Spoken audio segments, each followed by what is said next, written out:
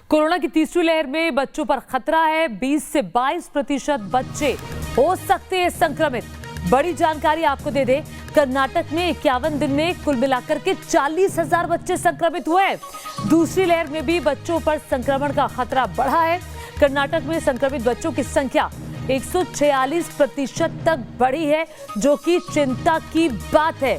बेंगलुरु में जिस तरह से बच्चों पर कहर बरपा है, उसके बाद हड़कंप मचा हुआ है। बेंगलुरु से न्यूज नेशन संवाददाता यासर मुश्ताक की एक रिपोर्ट आपको दिखाते हैं।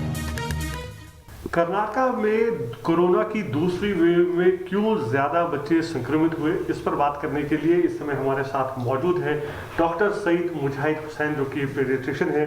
डॉक्टर साहब, 40,000 बच्चे जो है 51 दिनों में कोविड पॉजिटिव हुए, क्या वजह रही? जी देखिए, इस बार का जो कोविड का जो वेव कहते हैं, डेफिनेटली पहले से बहुत बड़ा वेव है।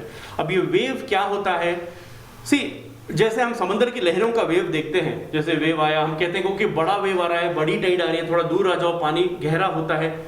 कोविड, अगर मैं लेमन के वर्ड्स में बताना चाहूँ, आम आदमी के जबान में, कि ये वायरल लोड, वायरल मल्टीप्लिकेशन एक तूफान की तरह आया है, जहां पे हर घर में कम से कम एक या दो केसेस है। मैं चैलेंज के साथ कह सकता हूँ, बिकॉज कम से कम I receive every day at least 50 to 80 phone calls, जहाँ पे घर पे किसी का दादा को पॉजिटिव है, किसी की नानी की पॉजिटिव है, किसी का चाचा को पॉजिटिव है, किसी के पेरेंट्स को पॉजिटिव है। सो इस वेव में जिस तरह से रफ्तार जो वेव आया है, it is basically sweeping everybody. So इसके दौरान चलते चलते घर में अगर 2 लोग पॉजिटिव हैं, तो जाहिर सी बात है बच्चे सबसे मिलते हैं। बच्चे इधर खेलते हैं, उधर कूदते हैं, उनके गोद में बैठते हैं, तो बच्चे आर वेरी पोटेंशियल कैरियर्स। बच्चों में वायरस आसानी से आ जाता है।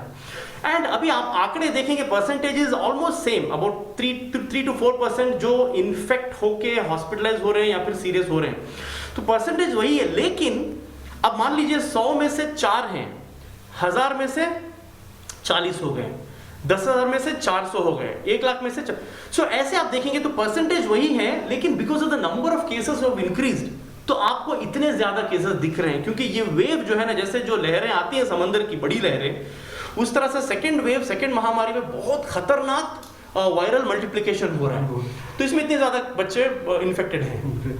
अगर हम बात करें कोमॉर्बिडिटीज की, अगर बच्चों में कोई कोमॉर्बिडिटी, कोई दूसरी बीमारी है, तो ऐसे में अगर उनको कोरोना होता है तो कितना खतरनाक है?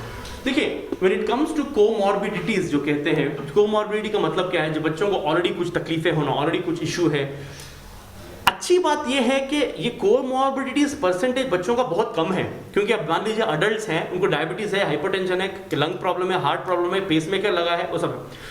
बच्चों में ऐसे केसेस बहुत कम हैं।